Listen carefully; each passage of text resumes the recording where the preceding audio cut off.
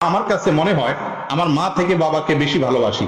মায়ের কিছু হলে ধৈর্য ধরতে পারলেও বাবার কিছু হলে ধরতে পারি না। আমার প্রশ্ন হলো, এরকম আচরণ কি আমার গুনাহ হবে? মায়ের অধিকার বেশি। নবী করিম সাল্লাল্লাহু আলাইহি সাল্লামকে একজন জিজ্ঞাসা করেছেন, ইয়া রাসূলুল্লাহ, আমি কার কথা শুনবো? নবীজি বলছেন মায়ের। বলেন এরপরে? বলছেন মায়ের।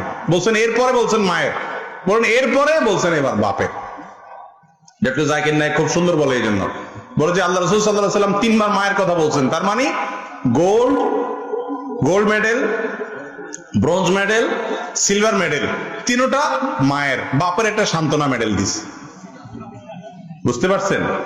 কারণ সন্তানদের প্রতি সবচেয়ে বেশি অবদান থাকে মায়ের। বাপের অবদান থাকে, অনেক আছে, কিন্তু তুলনা করলে, কম্পেয়ার করলে মায়েরটার পরিমাণ অনেক বেশি থাকে। এই জন্য তাদের প্রতি আমাদের বেশি আন্তরিকতা, দয়া মায়া থাকতে হবে।